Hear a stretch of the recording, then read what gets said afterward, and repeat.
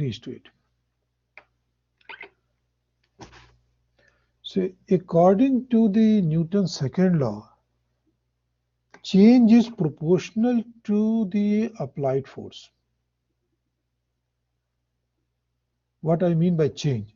Change here is the acceleration. As you know, acceleration is the change in velocity per unit time.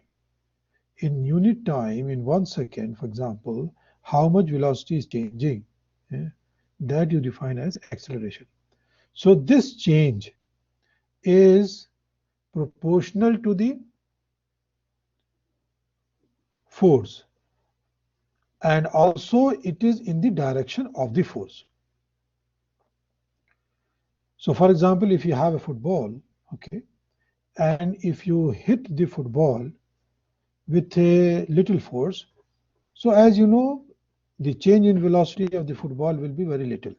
But if you hit it with a large force, the change in velocity, if suppose it is moving on the ground, it's not going into the air, it's moving on the ground, so it will go faster. It means change in velocity will be more. That means acceleration will be more. So according to the Newton's second law, change is proportional to the applied force.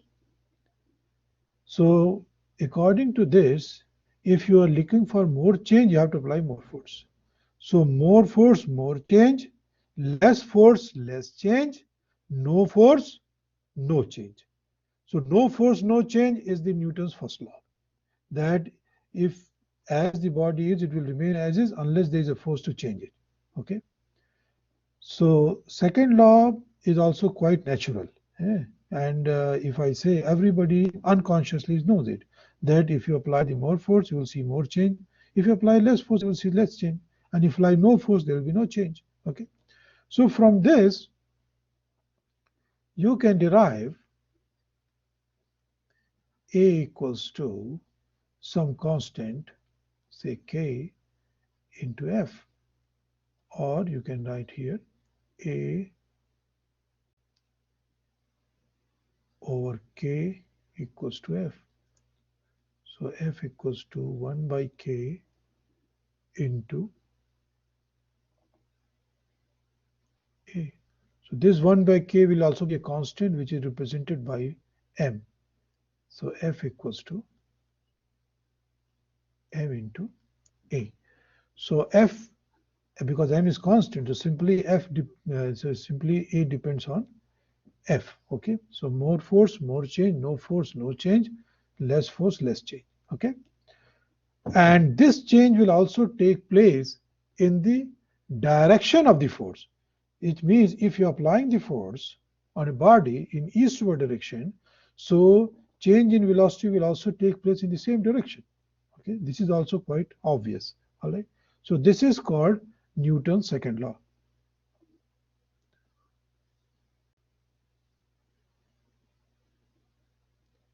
Now I come to the, so in the technical language, if I read, it is the acceleration of a particle is proportional to the resultant force acting on it in the direction of this force. Here we are saying resultant force because it's quite possible that a body is subjected to many forces. So all these forces you can replace by a single force that is called resultant force. So the change will take place only in the direction of the resultant force, and it will depend on the magnitude of the resultant force. Okay. So same thing, more force, more change, less force, less change, no force, no change. And here change is your acceleration. And from this we have reached to this expression F equals to M into A.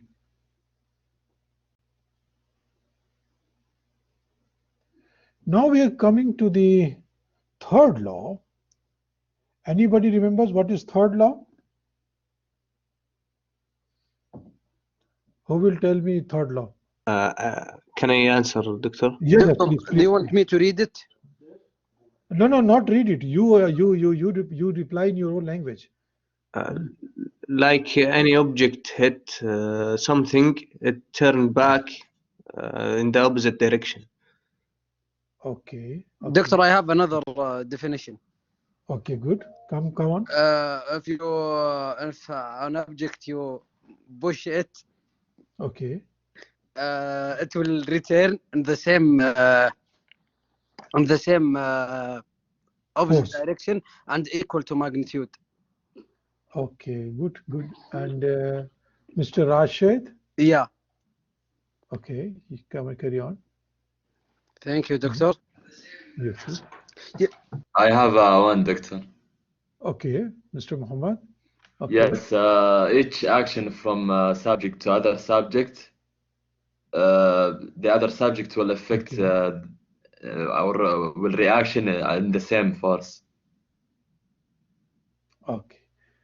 Okay, mashallah, good. So it means for every action, there will be a reaction which will be equal in value, opposite in direction, and also in the same line. So this is basically law of justice. I call it law of justice.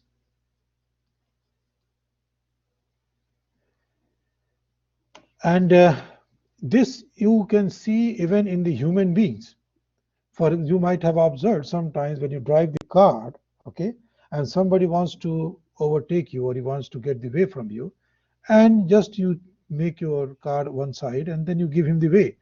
So while passing you, he raised his hand. That is a sign of appreciation, sign of thanks, because you showed ihsan. So when you showed ihsan, you got a reaction of the ihsan in the form of appreciation, in the form of thanks. On the other hand, you might have observed also on the same road, sometimes somebody wants to get the way and you are unnecessarily blocking him. Altogether, he wants to go from left, so you're blocking the left. If you want to go to right, blocking right. So what happens when somehow he gets the way while passing, he lowers down his glass and then throws water bottle. So this is a reaction of the zulm which one showed to him. So when someone showed the zulm, he got the reaction in the form of abuse. In the form of abuse. So it is what type of action we do, similar type of reaction we receive. Okay. And even in our deen, this is that the justice demands that as much one has done the zulm, that much only he can be given the compensation. For example, if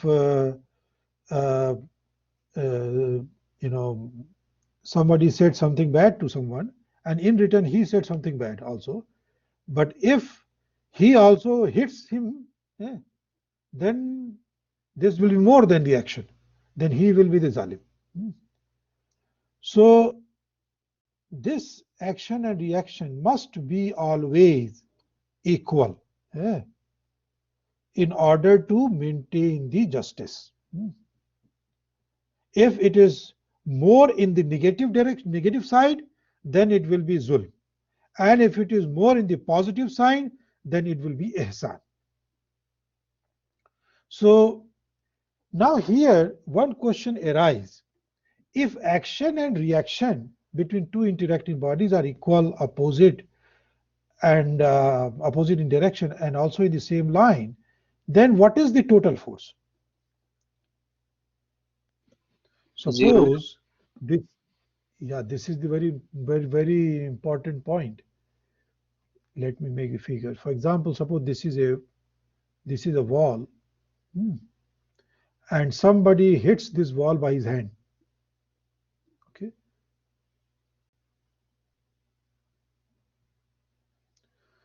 As you know, when he will hit the wall by his hand, wall may break, wall may crack, but at the same time, if he's hitting very badly, then his hand will also break. Now the question arises, as you said, that the total force is 0. Then if the total force is 0, then neither hand should break nor wall should break. So where is the problem? why hand brakes and wall brakes? If the total force is 0, then neither hand should brake nor wall should brake. Yeah. So anyone can give me answer to this question? Is really total force is 0 or not?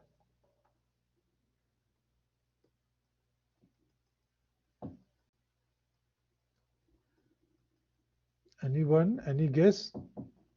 I think in this case it will not be 0 Yes, it will not be 0. Why it will not be 0?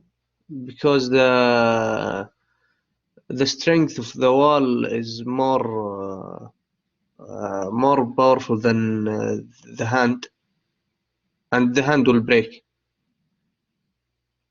Okay, let's assume that wall is not that strong. Even then wall may crack. Okay. Actually, the answer here is, as you said in the beginning, that the total force is not 0. It is very true. If you remember the example which I gave to you about the car and the person who tried to pass, you see, action you showed, reaction he showed. Yeah. So action and reaction both are not from the same body. Yeah. They are from the different bodies. So when you hit the ball, you make an action on the wall. And reaction which wall shows not on its own wall, it shows on your hand. So if you are hitting the wall by 10 kilonewton, then wall will hit your hand by 10 kilonewton.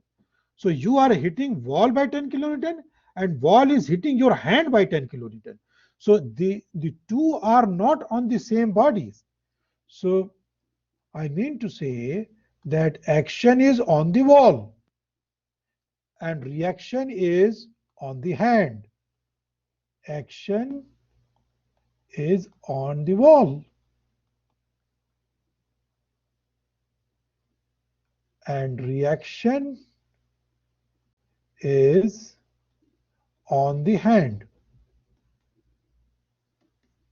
So that's why the wall may also break, wall may crack, or your hand may also break. If the action and reaction both had been on the wall or on the hand, then the total force would have been 0. But in this case, the total force will not be 0 because the two action and reaction, they are on different bodies. They are not on the same body. So the point is clear, boys? Yes, clear. Okay. So this is also a very natural law. Even the common person unconsciously knows it, that as hard he will hit something, that hard force he is going to receive it on his own hand. Okay. So all these three, first one, as the body is, it will remain as is forever unless there is a force to change it. Second, more force, more change, less force, less change, no force, no change. Third, for every action, there will be a reaction which is going to be equal in magnitude, opposite in direction, and also in the same line. That is called collinear. So these three laws, they are known to any sensible person, but the new contribution of Newton is that he gave words to it. He observed it and then he gave words to it. So the third law, in a technical language, we can say the forces of action and reaction between interacting bodies are equal in magnitude, opposite in direction, and collinear. Collinear means in the same line. So these are the three laws of Newton, or the three laws of nature.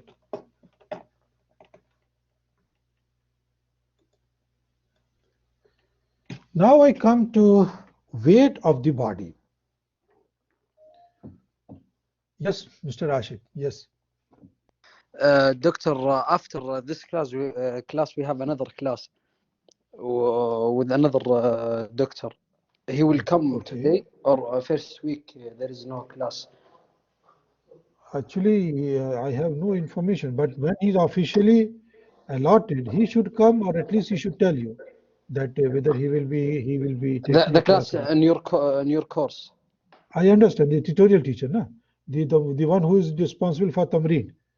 So So I he hope will give us exercises today. if he will not give exercise, at least he will talk to you. Okay, thank you, Doctor, I and hope so. He sorry will for. talk to you. No problem. At least you should wait for him 10 minutes before leaving. Okay, Okay, inshallah. inshallah. Okay. So now I come to weight of the body. Anyone has an idea what is weight? What we mean by weight of the body?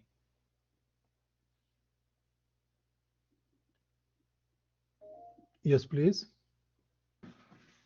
I think the mass of the body in the place. I mean, it might be different in other place of the ground or. Okay. Okay, Mr. Abdulaziz. Okay, please you try also one more. The mass of the body multiplied by the gravity. Gravity. Okay, this is the definition of 1W is equal to m into g. Is correct. Actually, weight of the body is the force by which Earth is attracting it or pulling it towards its center. So, as you know, Earth, like a magnetis, it pulls every shay towards its center, towards itself. Okay, so by how much force it is pulling, that is called weight of the body. And as you said, if you go to different places, definitely this magnitude of force or this pull is not exactly same. Like near the poles, this force is little less, and near the equator, this force is little more. And all the planets in our solar system, they have this property. Like even if you go to the moon, moon also pulls the body towards its center. If you go to Mars, that also pulls, but their magnitudes are different. In some planets, this force is more. In some other planets, this force is very less. Like in moon, it is quite less. In Mars, it is quite high. So weight of the body is nothing but it's a gravitational attraction of the earth on a body. And this is a force. It's not a mass, it's a force. For example, this is the pen. If I leave it, it will go down. Why it is going down? Because the earth is pulling it.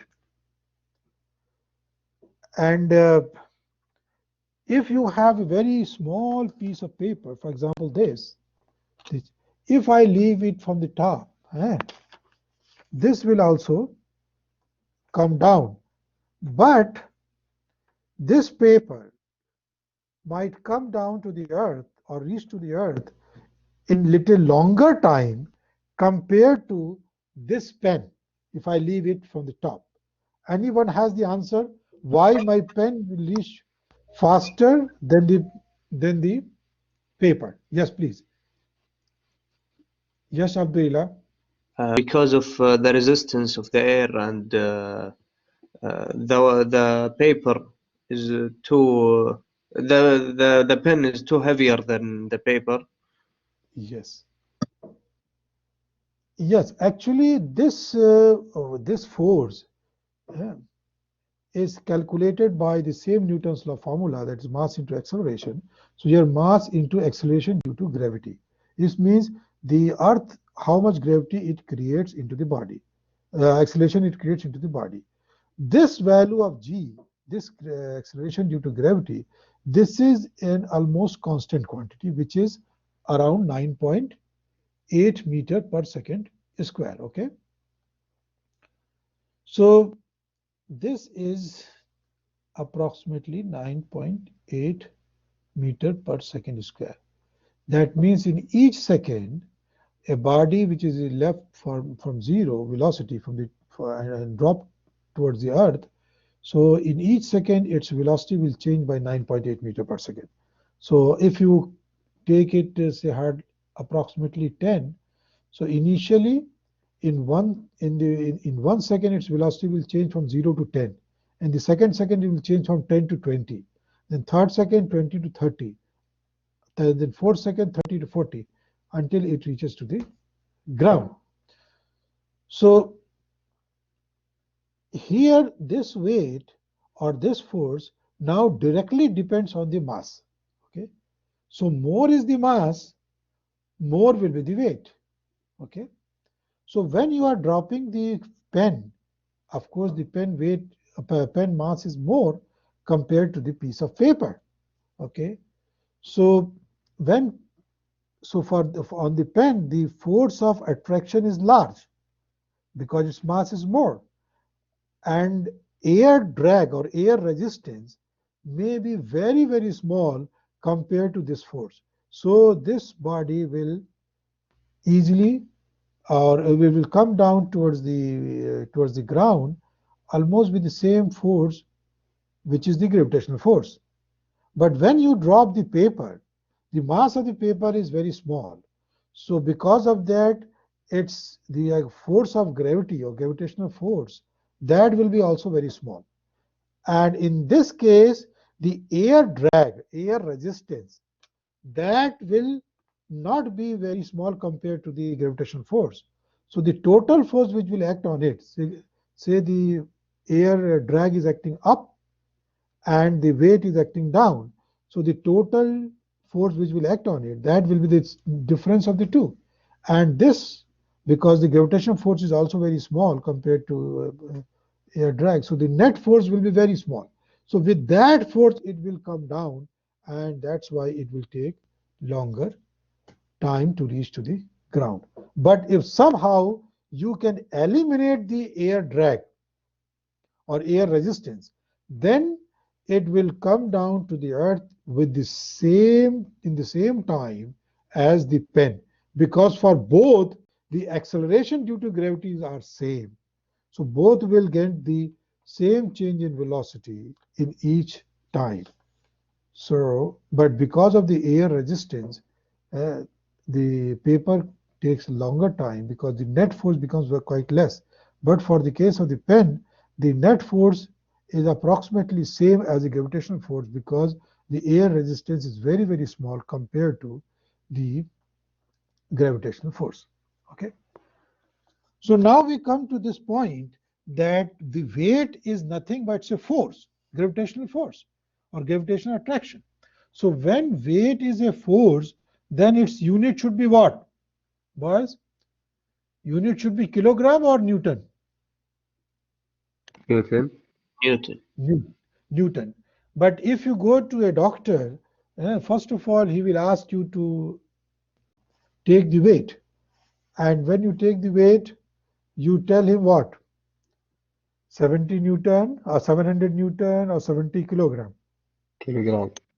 Kilogram, actually, because for the last many decades, this is a practice that people are saying the weight in terms of kilogram. But technically, it is a wrong thing because kilogram is the unit of mass, not of the force, and weight is a force. It should be Newton. So I hope with time it should be this practice will stop and people will start expressing the weight as a force. But from the calculation points of view, in engineering calculation, which you will do in the statics, wherever the weight is expressed in the form of kilograms, first of all you have to convert into Newton by multiplying G, and then you will proceed other calculations. Okay.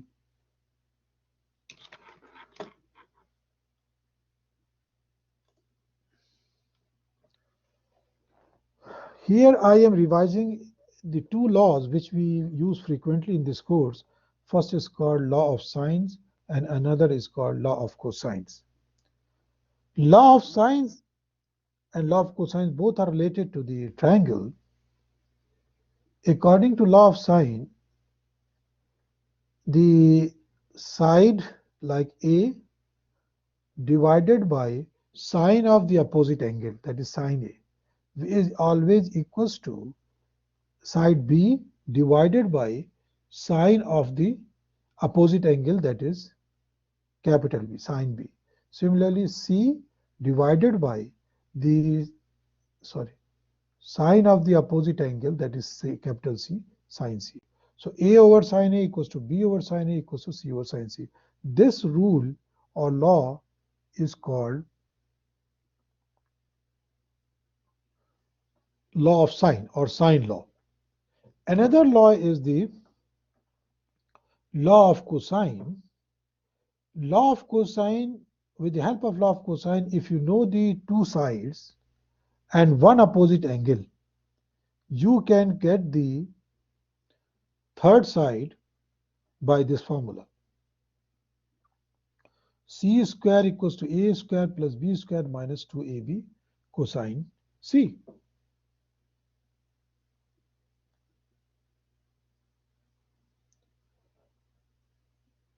So your law is C square equals to A square plus B square minus 2AB cosine C.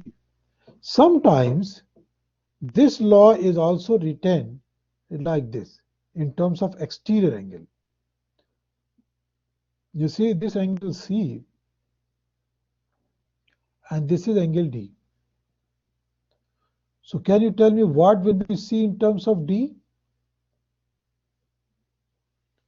C equals to how much in terms of D? You see C plus D, like 180. 80 degree. Yes, thank you, Abdullah. C plus D equals to 180. So it means C will be equals to 180 minus D. Okay. So when you substitute here minus 2AB cos 180 minus D, cosine 180 minus theta equals to minus cosine theta. So minus and this minus will become plus.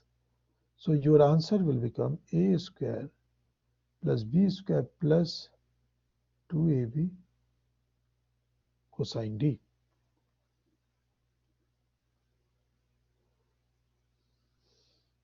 So this is when you are using exterior angle, and this is when you are using interior angle.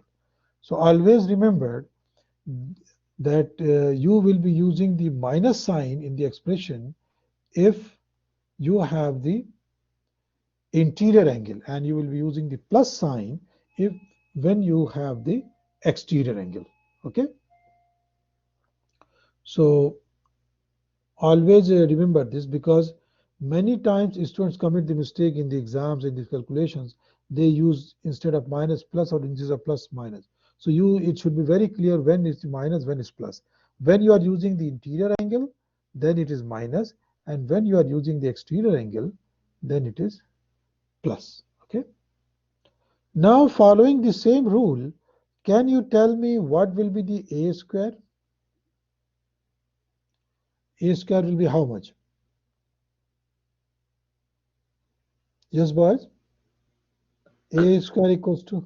It's B square B square plus C square plus C square minus 2CB cosine A. 2CB cosine A. Yes, very correct. Just 1 minute, boys, 1 minute.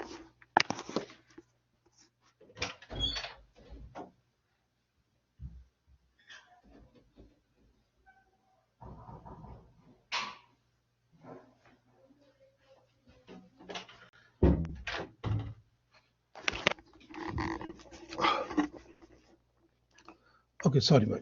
So A square is equal to B square plus C square minus 2CB cosine of A. Exactly in the same way, you can also write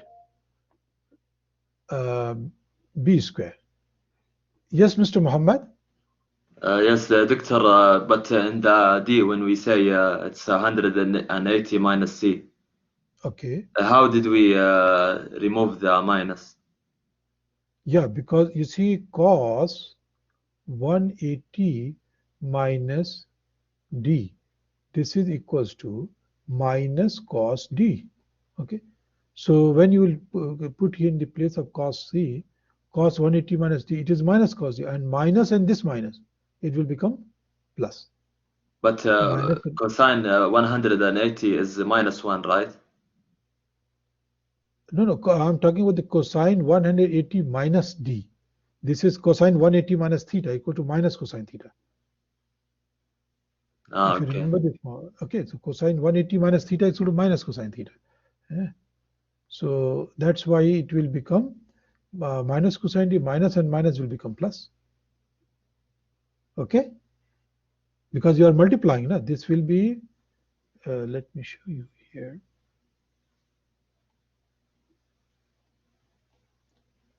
See.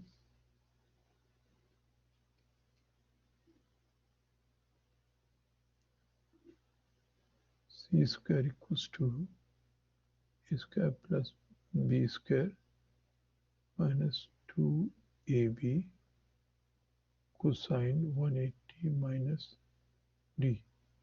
So this is equals to minus 2ab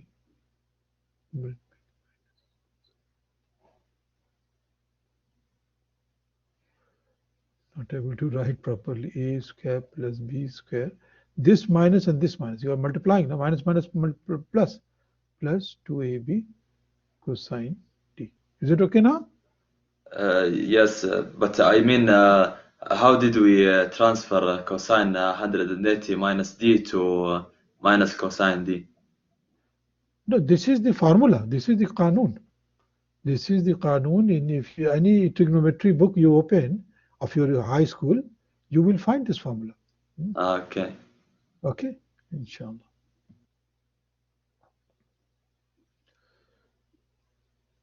Okay, now next is units. As I said in the beginning, that you have to buy a book which is written in SI units. Okay, and because the original book is written in US customary unit. In Saudi Arabia, we follow SI unit. Okay, so first of all,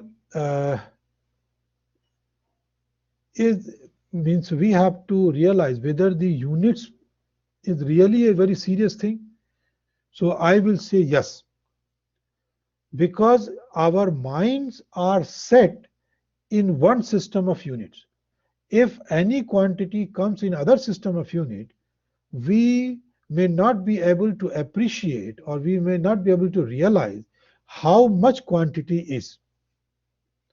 For example, if you apply for a job, yes boys, if somebody wants to ask something. Excuse me. So if you suppose you apply for a job, and in a multinational company, and the company says that you will get 100,000 Indian rupees as your monthly salary. Okay, so immediately what will come into your mind, that how much it is in real.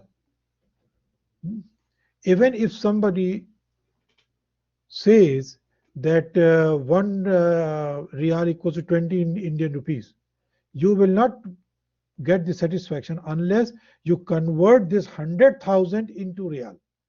And when you convert it, it will be 5,000 real. Then you will realize whether this is a good salary or not a good salary. Okay, because your mind is tuned in your unit. Yeah. In other units, you will not be able to appreciate unless it is in your own unit.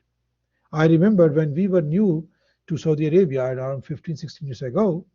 So when we were used to go to market, everything which we were buying, although I was getting the salary in real, everything which we were buying, we were converting into Indian rupees. And then only we will appreciating whether it is expensive or cheap, we should buy or we should not buy.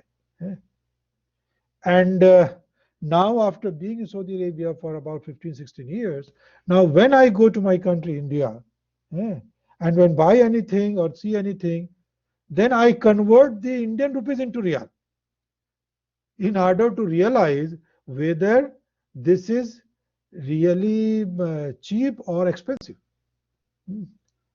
Because now our mind is set in Riyal, although I know the conversion rate, everything. But unless it is in that unit where in which our mind is set, we cannot appreciate the quantity. Same thing like if I say, if I tell you that the distance from your house to Olaya is 3.5 miles. Although you may be knowing that 1 mile equals to 1.6 kilometer, but unless you convert this into kilometer, you will not be able to appreciate how much the distance is. And same thing happens with the North American people. If you tell them my house is 30 kilometers, so they will not be able to understand it unless they convert into the miles to, then they will realize you are far or near. If you say it is 5 meters, they will not understand unless you convert this into foot. So because their mind is set with one set of units, or they appreciate only when it is in that set of unit. Okay.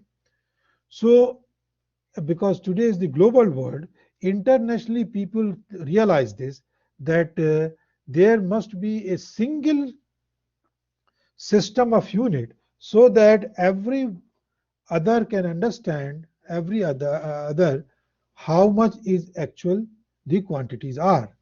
So with this intention, the SI unit was proposed, which is the International System of Unit. But still there is North American people, they are not following this unit to a good extent. But most of the world is trying to come to this unit, SI unit. So SI unit is basically International System of Unit. So first of all, here we have to know why this is SI, why not IS? Anyone has an idea why it is SI, not IS? It says because it's in French. Yes, very good. Because this SI is the abbreviation of the French word, not the English word. In English, it is International System of Unit, but in the French, it is read as Système International des Unités. Okay.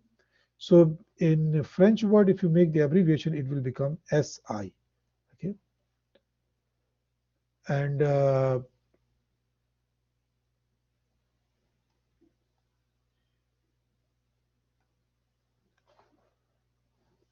this unit was proposed at the time when the French language was dominating over the English. Okay. Now in mechanics or in statics, we are dealing with 4 fundamental quantities.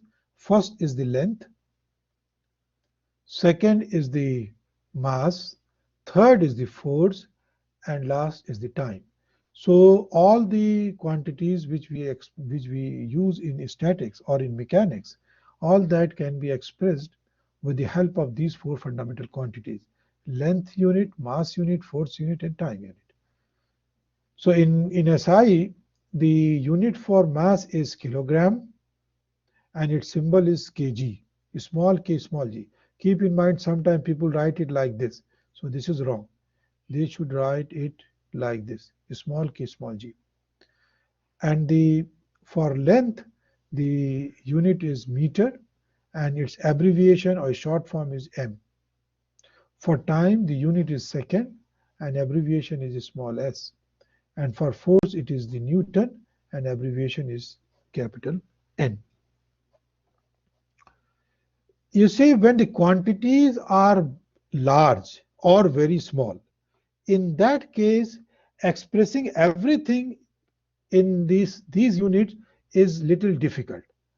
So we use some suffix, some prefix to express the large or very small quantities. Like if you have 1/100 of a meter, that we call as centimeter. So when we write 20 centimeter, we have used the prefix centimeter. That means 20 divided by 100 meter. Similarly, you can have a millimeter. Millimeter, 1,000 of a meter is called millimeter. 1 millionth of a meter is called micrometer. 1/10⁹ is called nanometer. Okay. So like these prefixes or suffixes we use to express very large quantities, or sorry, very small quantities, or sometimes for very large quantity. Like if you express in thousands of meter, instead of saying 3,000 meter, 5,000 meter, you can use the word kilo, and you can say kilometer. So kilometer means thousands of a meter. So many times people think these are not SI. No, these are also SI units. We are just using these suffixes or prefixes in order to express large quantities or very small quantities in an easy way. Similarly, for Newton, if you have thousands of Newton, it is expressed as kilonewton. If you have millions of Newton, it is called mega Newton, mn. Okay. And similarly for kilograms, if you have thousands of kilograms, it is called tons. Okay, like 5 ton, 20 ton, like this. As far as the time is concerned, for time, almost in every unit it is the same.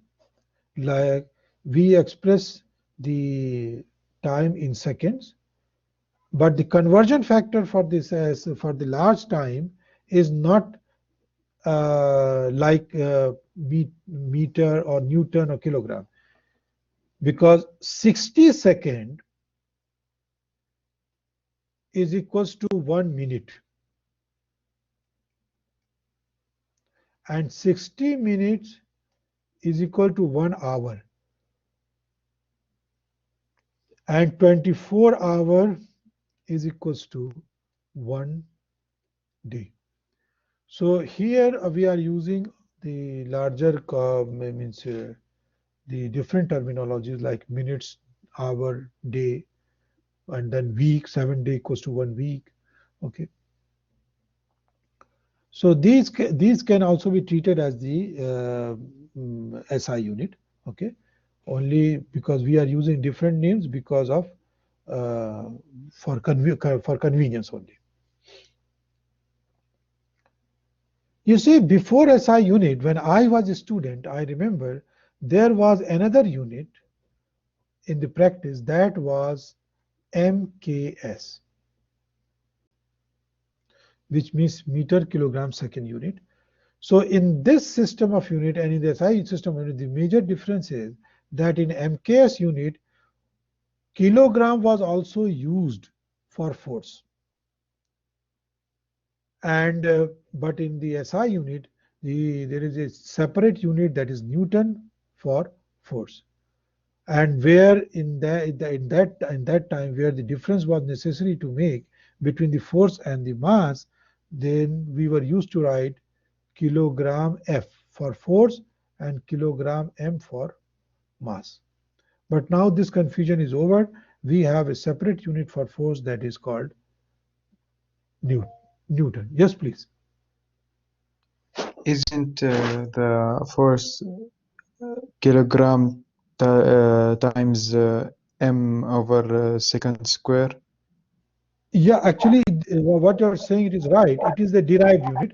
If you derive the unit from m into a, okay, if you derive the unit from m into a, that is F equals to ma, this formula, then meter will be a will be sorry, mass will be kilogram, and this will be meter per second square. So this is the derived unit. All right. So And they used Newton, to and use Newton, only kilogram for the force. no, you are not using kilogram. You are using mass for kilogram for the mass. And fundamental unit is Newton. So what is the relation between this and Newton? So simply this is 1:1. That is 1 Newton will be equals to 1 kilogram meter per second square. Okay. So this is the derived unit by the help of length, time, and mass units. And this is the unit which is being proposed as a fundamental unit. Okay. So if you want to have to develop the relation between the fundamental unit and the derived unit, then this relation will hold. 1 Newton equals to 1 kilogram meter per second square. But keep in mind this is derived unit and this is the fundamental unit. Now, Okay, but my yes, question was that when they said that kilogram has been used as a force unit, yes. it has, so they used kilogram for force, only kilogram, not kilogram times meter over. Yes, at that time they were using kilogram for the force. It was like as you go to the doctor, you tell the weight 60 kilogram. But here Okay, this yeah, 60 kilogram means 60 kilogram force. And yeah, okay, I got it now. Yeah, thank you. okay. And this practice is still going on in the US customary unit. Now I'm coming to the US customary unit, which is followed by the North America and some other parts of the world. So in US customary unit or foot pound second unit, the unit for mass is slug, but generally it is not used, and there is no symbol for that. And for length, it is the foot, and symbol is FT. And for time, it is the second, same like SI unit, and but the symbol is SEC. In SI, it was S only. And for force, they have the pound, and the symbol is LB. But in US customary unit for mass also, they use the pound. So pound is used for both mass as well as for force. And if in the same problem both things are coming, mass and as well as force, then to differentiate the two, they use the suffix the LBF and LBM. So LBM means pound mass, and LBF means pound force. Okay, so even in the real world, we have sometimes this kind of situation. I remember when I was a student, there was one my classmate. He was from Syria, that is Syria. And in Islamic history, the word Damashq is frequently comes. So one day I asked him, Damashq indicates what? Damashq is which place? So he gave a very surprising answer. He said, if you are outside Syria and then you say, I am going to Damashq, this means you are going to Syria. But when you are inside the Syria and then you say, I'm going to Damashq, that means the city Damascus. So the same word Damashq they are using for country as well as for a particular city. Okay. So similar thing, same like here in pound. Yeah, That this the is word in Egypt also for Masr. Masr, They yeah, that also use Masr for the capital city, Al-Qahira. They call it Masr. So if you are in Egypt and you say, I'm going to Masr, you mean you're going to Al-Qahira. yes, Yeah, mashallah. exact. Yeah. So this is the similar thing here in the pound that you have to see from the context that whether it is the pound force or pound mass. It's like fail al muzari. In Arabic you say na, that by the context you know whether it is present or future. Like fail al mazi, kataba, khataba, dakhala, Yeah. that is clear always. But when it is present and future, that is from the context. So similarly here, this pound M or pound F, this is from the context you have to realize. And also here they use the suffix for prefix for the large or small quantities, like they use kilopound for thousands of the pounds and ton for 2000s of pounds. So here I complete this lecture, okay, related to units and other basic things. So inshallah, in the next class we will start the another topic that is also introductory, which is vectors. Okay, let's close this.